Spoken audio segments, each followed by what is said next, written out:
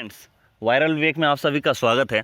मैं विवेक कुमार आज आपको बताऊंगा कि आप गुड्स एंड सर्विसेज टैक्स का सर्टिफिकेट कैसे डाउनलोड करेंगे। गुड्स एंड सर्विसेज टैक्स से बहुत से लोगों को पता चल गया होगा कि मैं किस चीज़ के बारे में बात करने वाला हूं। मैं एक्चुअल में बात करने वाला हूँ GSTIN के बारे में। ठीक है, GST में क्या होता है कि बहुत सारे लोगों का सर्टिफिकेट अगर गुम हो जाता है या फिर वो रेगुलर वे में अपना GST फाइल नहीं करते हैं, तो कुछ दिन के बाद क्या होता है कि उनको पता ही नहीं चलता और वो कैसे अपने सर्टिफिकेट को डाउनलोड करें वो भी उन्हें पता नहीं होता है।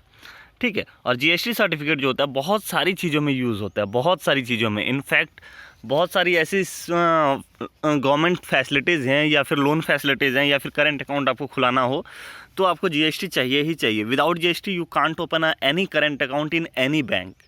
Okay, so you must have a GST and you must have a GST certificate in a PDF format or JPG format, or either bank also ask for hard copy of the GST certificate. So you need a GST certificate in any circumstances. So चलिए मैं आपको दिखाता हूँ कि आप अपना GST certificate कैसे and किस प्रोसेस से बिल्कुल ईजी वे में बिल्कुल फ्री आप डाउनलोड कर सकते हैं।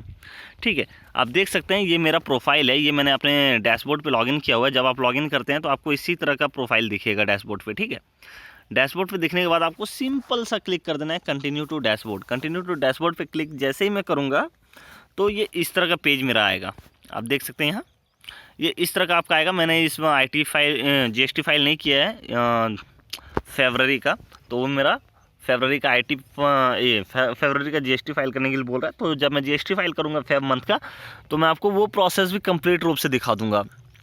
और GST में बहुत सारे लोगों को कन्फ्यूज होता है। इनफैक्ट बहुत सारे पर्सन्स तो ऐसे हैं जो GST का प्रॉपर एक कोर्स करते हैं 8,000 10,000 रुपये खर्च करके। तो मैंने सोचा क्यों ना मैं GST पे धीरे धीरे करके एक दो वीडियो ला के आपका जो स्मॉल डाउट्स होते हैं या GST कैसे फाइल करना है कैसे डाउनलोड करना है वो मैं क्लियर कर दूँ। तो इस वजह से मैंने ये सीरीज़ स्टार्ट करने का सोचा। बिकॉज जो मैंने IPL का सीरीज़ स्टार्ट किया था क्रिकेट ट्रॉफीज़ का, उस पर मुझे कुछ खास अच्छा रिस्पॉन्स मिला नहीं, जिस वजह से मैंने उसको कंटिन्यू किया नहीं। बट ये एक नॉलेजफुल वीडियो होगा।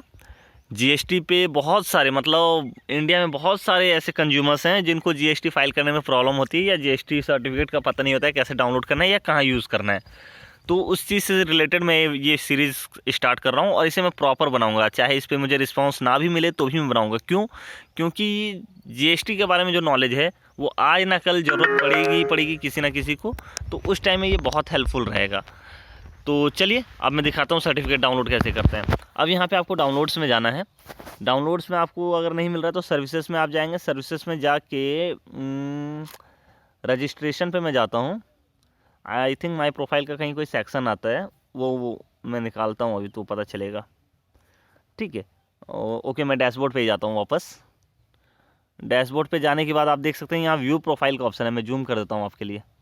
यहाँ GST नाम लिखा हुआ है, आपका GST नंबर है और ये व्यू प्रोफाइल है। मैं व्यू प्रोफाइल पे जैसे ही क्लिक करूँगा तो यहाँ पे इस तरह का पेज खुलेगा जिसमें मेरा पूरा प्रोफाइल डिटेल, मेरी कंपनी का नाम क्या है, प्रोप्राइटरशिप है या क्या है, ये सारी चीज़ें आपको यहाँ पे देखने को मिल जाएगी। ठीक है, यहाँ से आप डायरेक्टर्स का नाम देख सकते हैं, नेचर ऑफ बिजनेस क्या है, वो सारी चीज़ें आप यहाँ से देख सकते हैं। यहाँ से देखने के बाद आपको सिंपली चल जाना है प्लेसेस एंड बिजनेसेस पे। यहाँ पे कोई नहीं है, कॉन्टैक्ट्स में जाना है। कॉन्टैक्ट्स में आपका जो भी है GST प्रैक्टिशनर या ऑथराइज सब कुछ यहाँ आपको दिख जाएगा। ऑथराइज सिग्नेटरी में कौन है वो आपको यहाँ नीचे दिख जाएगा।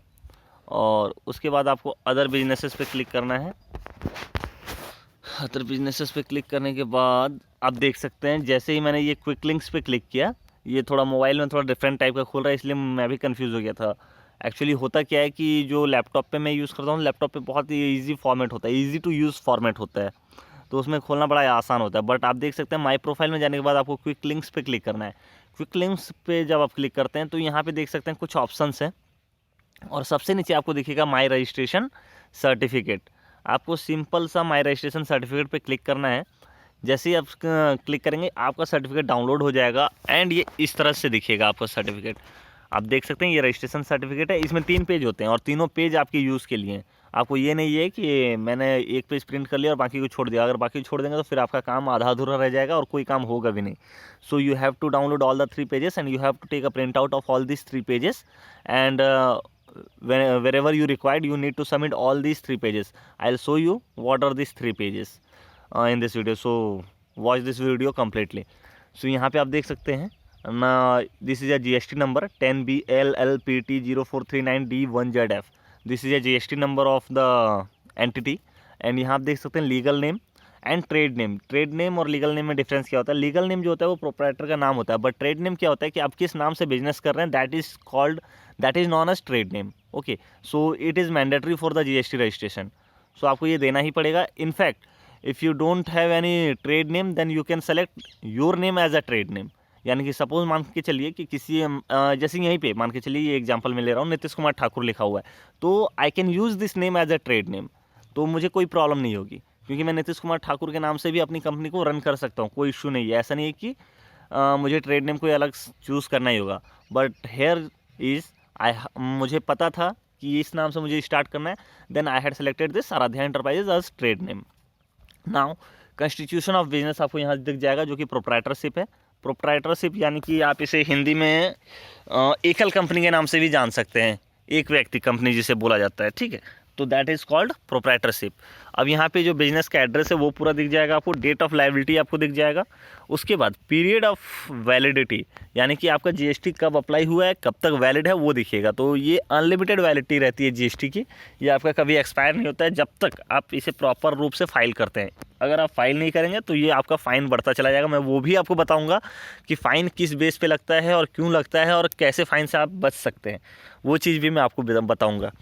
उसके बाद आप देख सकते हैं टाइप ऑफ रजिस्ट्रेशन क्या है, रेगुलर, और इसके साथ एक QR कोड दिया हुआ है। आप इसे स्कैन करके अपने GST सर्टिफिकेट की जेन्युइनिटी चेक कर सकते हैं, वेदर इट्स ओरिजिनल और नॉट। उसके बाद आप पर्टिकुलर्स ऑफ अप्रूविंग अथॉरिटी यानी कहाँ से ये अप्रूव हुआ है, कि स्टेट से, वो बिहार आप देख सकते हैं सिग्नेचर्स में, और देख सकते हैं किस ऑफिसर ने मेरे GST को अप्रूव किया है, तो वो हैं दिवाकर प्रसाद, जो कि joint commissioner of state tax हैं भागलपुर से, और इन्होंने 27 जून 2020 को मेरा GST अप्रूव किया था, यानी इशू हुआ था। उसके बाद ये तो आपका फर्स्ट पेज का हो गया। सेकंड पेज में आपका सिर्फ GST number, name and trade name रहेगा, और अगर आपका मल्टीपल बिजनेस एड्रेस आपने दिया हुआ था तो मल्टीपल बिजनेस एड्रेस का डिटेल्स रहेगा यहाँ पे। बट मेरी कंडीशन में कोई मल्टीपल बिजनेस एड्रेस नहीं है, मेरा सिर्फ एक ही एड्रेस पे बिजनेस होता है। So I mention only one address, so it's here it's showing us 0, ठीक है। उसके बाद आप थर्ड पेज में जैसे ही जाएंगे तो जो एंटिटी है, जो प्रोप्राइटर है, उनका फ़ोटो मिल जाएगा आपको, नेम मिल जाएगा, उसके बाद आपका GST नंबर मिल जाएगा और स्टेट मिल जाएगा। तो ये बेसिक सी चीज़ें, और एनेक्चर भी है। तो जब भी आप कहीं भी रिक्वायरमेंट हो, आप इस तरह से GST को डाउनलोड कर सकते हैं, सर्टिफिकेट को, एंड सबमिट कर सकते हैं। एक चीज़ हमेशा ध्यान में रखिएगा, GST सर्टिफिकेट का तीनों ही पेज आपको कहीं भी जमा करना होगा। अगर सिंपल सा 1 पेज आप जमा करते हैं तो वो आधा अधूरा रहेगा, और हो सकता है कि आपका एप्लीकेशन रिजेक्ट भी हो जाए, क्योंकि बहुत सारे केसेस में ऐसा होता है कि बैंक आपको नोटिफाई नहीं करती है प्रॉपर कि आपका डॉक्यूमेंट आधा अधूरा है, they directly reject your loan और whatever they ask from the bank. So ये उनके पास अथॉरिटी होती है, वो रिजेक्ट कर सकते हैं। उस टाइम आप बिल्कुल भी परेशान हो जाएंगे कि क्या हुआ, किस लिए रिजेक्ट हुआ, आपको पता ही नहीं चलेगा। सो बी केयरफुल, एंड प्रोसेस मैंने आपको बता दिया। आई होप सारी अंडरस्टैंडिंग आपको समझ में आ गई होगी, और आज के वीडियो में यहीं पे ख़त्म कर रहा हूँ। और इससे आगे जो स्टेप्स होंगे आप मुझे कमेंट में बताइए क्या क्या दिक्कत हो रही है आपको GST से। बाकायदा मैं कोर्स तो चलाऊँगा ही इस चीज़ का, फ्री रहेगा, बिल्कुल भी कोई पेमेंट आपको नहीं करना है। बट फिर भी अगर मुझसे कुछ टॉपिक अगर छूटता है तो वो मुझे कमेंट में ज़रूर बताइए, ताकि मैं आपको क्लियर कर पाऊँ, क्योंकि GST में बहुत सारे क्वेश्चन है, हज़ारों लाखों क्वेश्चन है, और मैं एक्सपेक्ट करता हूँ कि मुझे काफ़ी क्वेश्चंस कमेंट के थ्रू और मिलेंगे, काफ़ी आइडियाज़ मुझे मिलेंगे, जिस पे मैं GST पे एक अच्छा लेक्चर बना पाऊँ, और वो इजी टू अंडरस्टैंड हो। यानी किसी के लिए ऐसा ना हो कि कोई समझ रहा है कोई नहीं समझ रहा है, that will not happen. So please मेरी रिक्वेस्ट है आप सभी से, आप मेरे चैनल को सब्सक्राइब करें ना करें कोई फ़र्क नहीं पड़ता है, बट कमेंट ज़रूर करें ताकि मुझे आइडियाज़ मिल सके और बेस्ट, ठीक है, ताकि मैं और अच्छी वीडियो आपको ला के दे सकता हूँ GST से। GST काफ़ी बड़ा पार्ट है, बहुत ही कन्फ्यूजिंग पार्ट भी है, तो उसी को मैं सिंपल करना चाहता हूँ। तो आज की वीडियो में इतना ही। वीडियो देखने के लिए धन्यवाद।